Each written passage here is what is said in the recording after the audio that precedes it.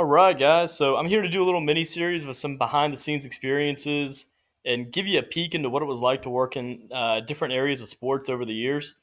As a quick recap, or for those that don't know, I used to work in sports for 9 or 10 years. Everything from went to high school sports, but then baseball, college sports, NBA, all the above. So I'm going to start off with my first job out of college, which was AAA baseball for the Gwinnett Braves. Worked here for about 2.5 years. Started off as a clubhouse assistant, moved into stadium operations, and then finished off circling back and then did clubhouse manager or clubby.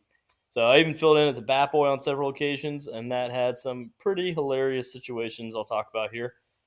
Now, one of the coolest parts of the job was being able just to be around the players every day. You got a good feel for who the good guys were and who the jerks were, and it did not take long to figure that out. Some quick interactions, and you would quickly be able to decide between the two which one they were. So when working in the clubhouse, big part of your job is making runs for these players. Now, keep in mind, this is AAA.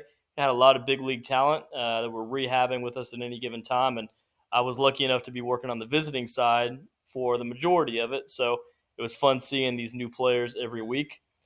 A lot of these runs would entail anything from going to pick up cans of dip, Chick-fil-A, because these guys coming in from up north did not have it at the time, maybe personal medication from the pharmacy, and then even several times they would provide me with their bank card and PIN number and ask me to go withdraw money from them for the ATM.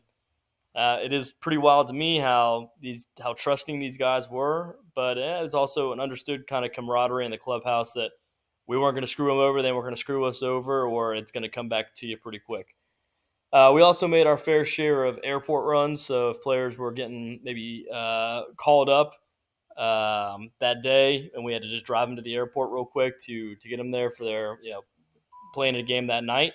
And during those runs, players are usually pretty cool. They would chat it up with you, and then leave you with a tip at the end once you got them to the airport, assuming you drove them safely. You also have players who would. I thought this was always funny. They would pick out somebody like a girl they would see from the stands or walking by, and they'd write down their number real quick and tell them to go give it to them. They say, "Hey, tell them to hit me up." A funny story I remember was when Ching-Ming Wong was rehabbing with Scranton. His English was not good at all, but he looked at me and he said, "Taxi, this was like my first week on the job. I didn't know what the process was for calling a taxi. So I looked around him. I yelled to another guy I worked with, and I said, 'Hey, taxi?' And then Shane looked at me and he said, 'Thank you,' and he just gave me $20. And I was thinking, man, this is must be nice just to hand out money left and right. I didn't even do anything. The other guy's the guy that called a taxi, and I got paid.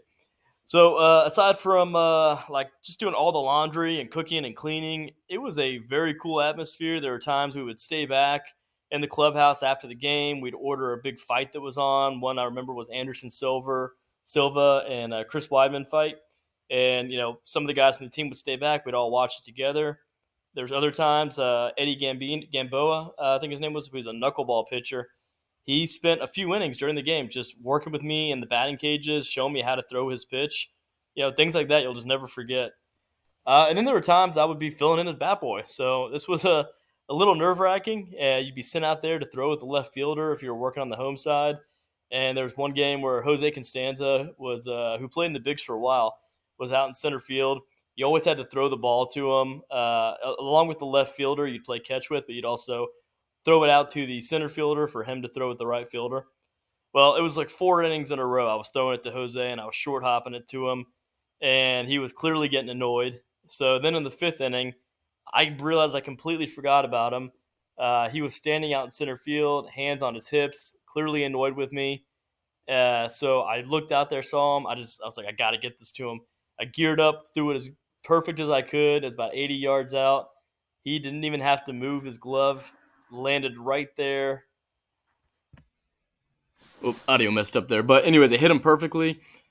He was like going crazy out there in center field. He couldn't believe it. So after the game, he came up to me, pulled me aside, asked how old I was. And usually you think of bat boys, they're typically like young high school kids. So he's expecting me to say, "Oh, I'm 14 years old." And then I told him I was 23, and he went, "Oh," and walked away. So I guess I disappointed him. But I guess he thought he found a gem out on the left field bat boy. And then another time, Jason Pridey or Preedy Pridey was batting for the Norfolk Tide. I was playing. I was not playing. I was bat boy in right field, and he just was constantly. He was roping them at me, foul, and I was so I had multiple foul balls coming at me, twice in a row, and then the third one he hit again, and it looked to me like it was coming right at me, but didn't realize I took a step to the right, caught a fair ball. Ump stopped the game immediately. The whole stadium is looking at me, and of course he calls a ground rule double. I was left clearly embarrassed. After the game, I went up to apologize to Jason, and he slaps a $20 in my hand as well. And he says, "Thanks for the double, man. I was sure that was only going to be a single." Little does he know that would have easily been a triple because it was going straight to the wall. Anyways, overall, tons of stories like this. These were a couple of my favorite highlights I always remember. And I also got to meet some legends while I was out there. Ric Flair came out. Andrew Jones. I grew up being a huge fan of him, seeing him starting off in Fulton County Stadium, I think was his rookie year.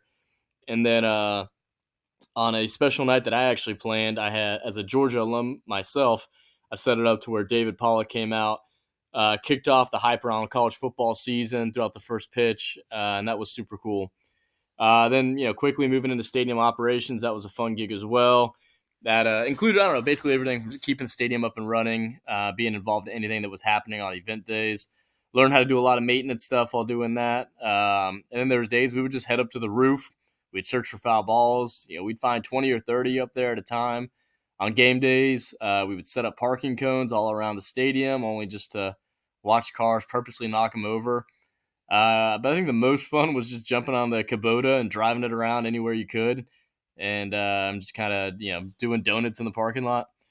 But baseball was extremely fun time. I enjoyed it thoroughly. I'm also very glad it was the first sports job I had, as the hours were miserable, long seasons, and it was a lot of work for little pay.